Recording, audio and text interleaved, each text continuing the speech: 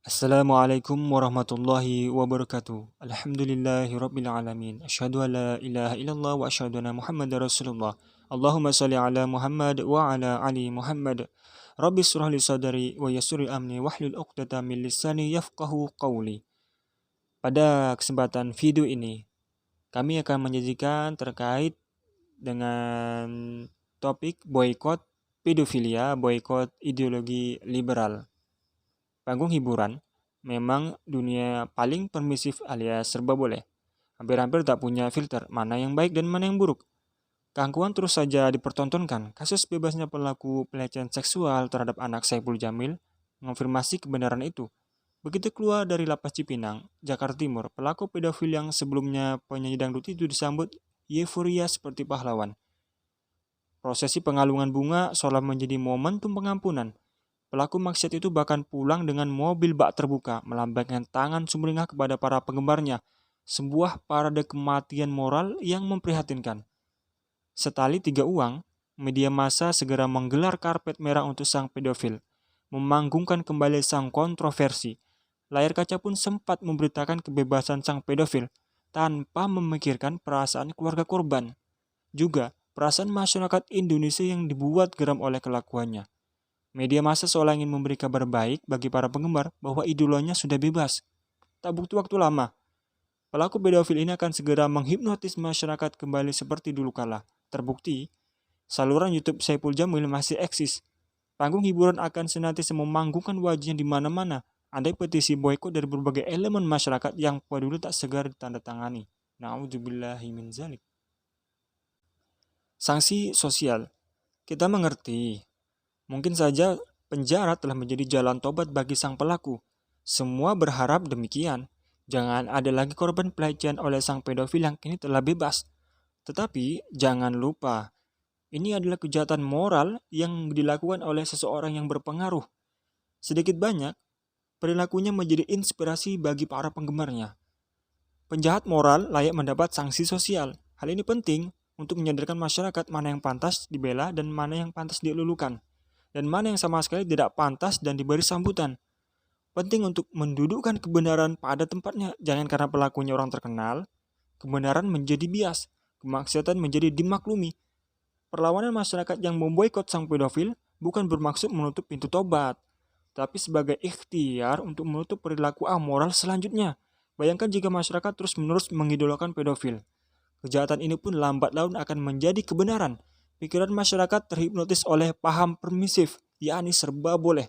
Perasaan masyarakat menjadi tumpul dan tidak peka terhadap perilaku jahat. Jiwa mereka menjadi hitam, tak lagi sensitif terhadap kemungkaran.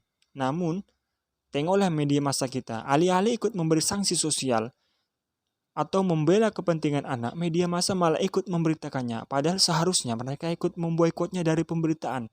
Selama ini, kita sungguh jengah dengan dunia hiburan dan disokong media massa yang begitu murah hati memberi panggung pada para pelaku maksiat, terutama dari kalangan pesohor dunia hiburan yang tak layak dijadikan teladan. Seharusnya mereka jijik memberitakan, malah ikut mendompleng ketenaran. Demi apa?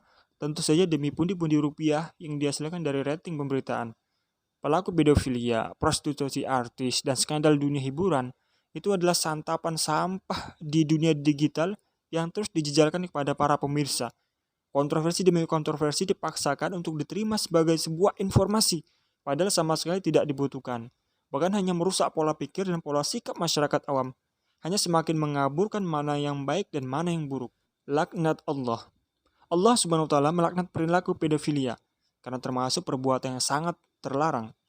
Imam Suyuti rahimahullah dalam kitab Lubabul Hadis, seperti dikutip Republika merinci, ada ancaman berat bagi pelaku. Antara lain, pelaku akan mendapat siksa neraka selama 1000 tahun. Nabi Shallallahu Alaihi Wasallam bersabda, siapa yang mencium anak laki-laki dengan syahwat, maka Allah akan mengazabnya di neraka selama 1000 tahun. Pedofil juga perilaku yang dilaknat oleh Allah Subhanahu Wa Taala, seluruh malaikat dan bahkan semua manusia. Nabi Shallallahu Alaihi Wasallam bersabda, siapa yang menyentuh anak laki-laki dengan syahwat, maka Allah, malaikat, manusia semuanya melaknatnya.